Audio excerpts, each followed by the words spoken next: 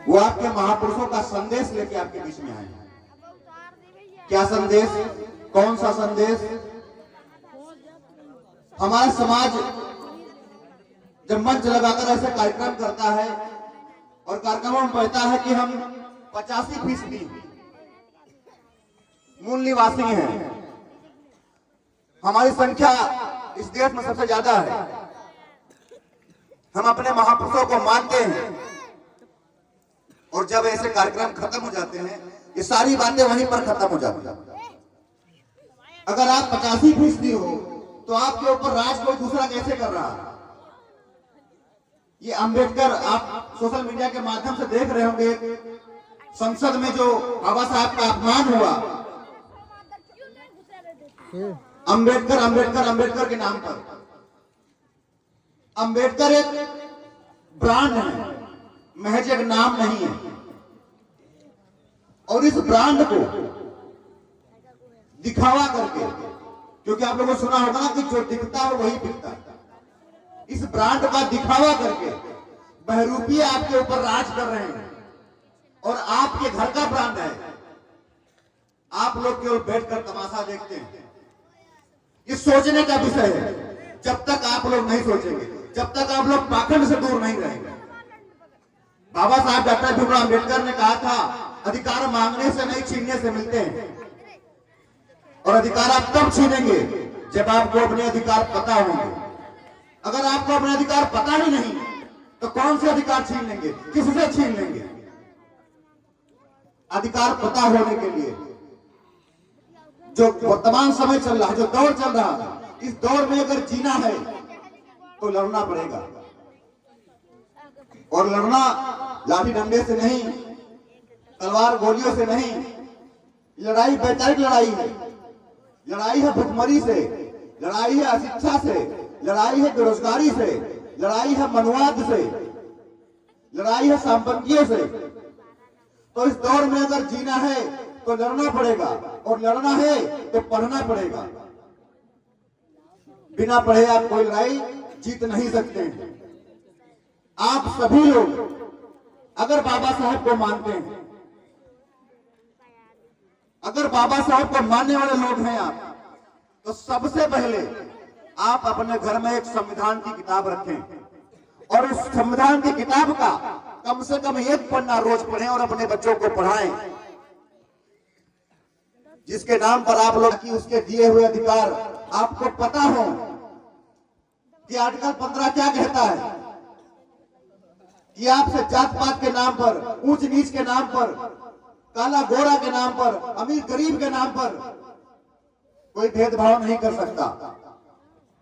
Article 19 क्या कहता है,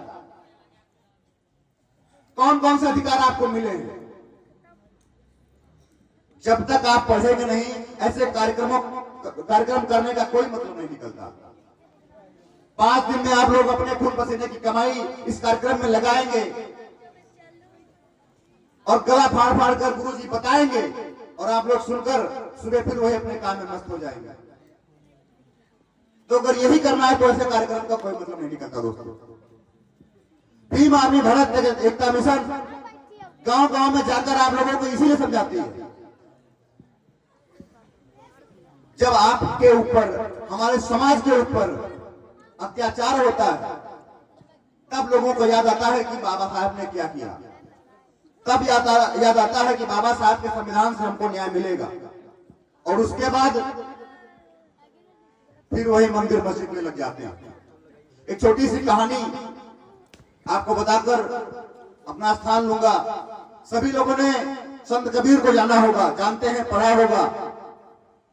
संत कबीर जी अपने कुटिया में रहते थे, और उस कुटिया में एक बकरी पाल रखी थी,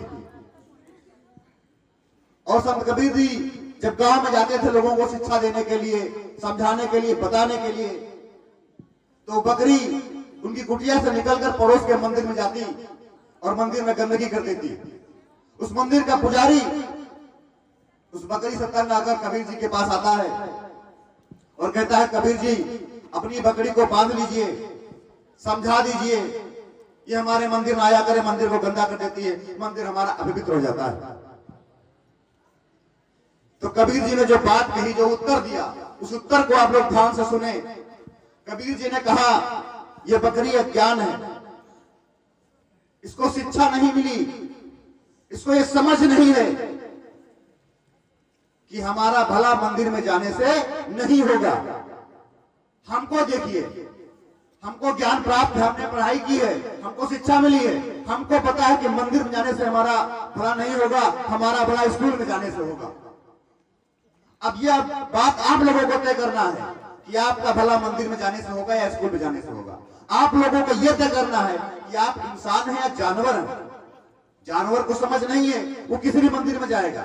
अगर आप अपने आप को इंसान मानते हैं, आप इंसान हैं, तो आप समझदार हैं। आप अपना स्थान चुनिए कि आपका स्थान मंदिर में है या विद्यालय में है। और अपने बच्चों को सबसे जरूरी बात, आपके महापुरुष ने कहा था, शिक्षित बनो, संगठित रहो, संघर्ष करो। अपने बच्चों को स्कूली शिक्षा के साथ साथ जब तक आप सामाजिक शिक्षा नहीं देंगे, अपने महापुरुषों के बारे में नहीं पढ़ाएंगे, महापुरुषों का इतिहास नहीं बताएंगे, आपका बच्चा पढ़ लिख कर डॉक्टर, इंजीनियर, बैरिस्टर कुछ भी बन जाए, वो अपना कल्याण कर सकता है, अपने समाज का कल्याण नहीं कर सकता। पढ़ लिखने के बाद, नौकरी पाने के बाद फिर वो मंदिर जाएगा कि देवी की, देवताओं की कृपा से हमको नौकरी मिली। याद करिए, वो 1950 से पहले का समय, जब इस देश में भारतीय संविधान नहीं लागू था, तब देवी देवताओं की कृपा कहां गई थी? तब हमारे समाज को पढ़ने का अधिकार क्यों नहीं था? तब हमारे समाज को नौकरी क्यों नहीं मिलती थी?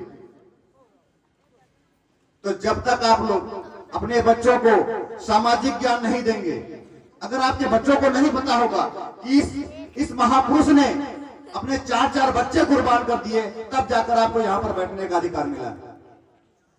यहां पर बैठा प्रत्येक व्यक्ति आरक्षण का लाभ लिया होगा, और आपको पता है कि आरक्षण का आपको कहां से मिला। 1932 के राउंड गोल में सम्मेलन में जब बाबा साहब जा रहे थे, उनके बेटे का देहांत हो गया था, और जब वो बंदरगाह पर पहुंचते हैं जहाज में बैठने के लिए, तब इनके बड़े भाई आते हैं कि अम्बेडकर, तुम जा रहे हो और तुम्हारे बेटे की मृत्यु हो गई, कम से कम उसको दफना दो तब जाओ। बाबा साहब ने जवाब दिया कि मेरा बेटा जो मर गया है, अगर मैं इसको दफनाने जाता हूं तब भी वो वापस नहीं आएगा, लेकिन अगर मैं वहां नहीं पहुंचा, लंदन नहीं पहुंचा, गोलमेज सम्मेलन में नहीं पहुंचा, तो हमारे करोड़ों बेटे जीते जी मर जाएंगे। और वो करोड़ों बेटे कौन है? वो करोड़ों बेटे हम और आप हैं। हमारे लिए, आपके लिए बाबा साहब ने अपने बेटे का अंतिम संस्कार नहीं किया। आपके अधिकार के लिए गोलमेज सम्मेलन में चले गए लंदन, वहां से आपको 2 वोट का अधिकार लाए थे, और साजिश के तहत पूना पैक्ट कराकर आपके 2 वोट का अधिकार छीना गया, और उस पूना पैक्ट के समझौते पर आपको वहां से आरक्षण मिला। तो आप लोग याद रखिएगा, बाबा साहब का कर्ज हमारे ऊपर इतना ज्यादा है कि कितने भी हमारे पुश्ते गुजर जाएं, उस कर्ज को आप मिटा नहीं सकते। और कर्ज को मिटाने का एक ही तरीका है, बाबा साहब ने जो कहा था, पे बैक टू सोसाइटी।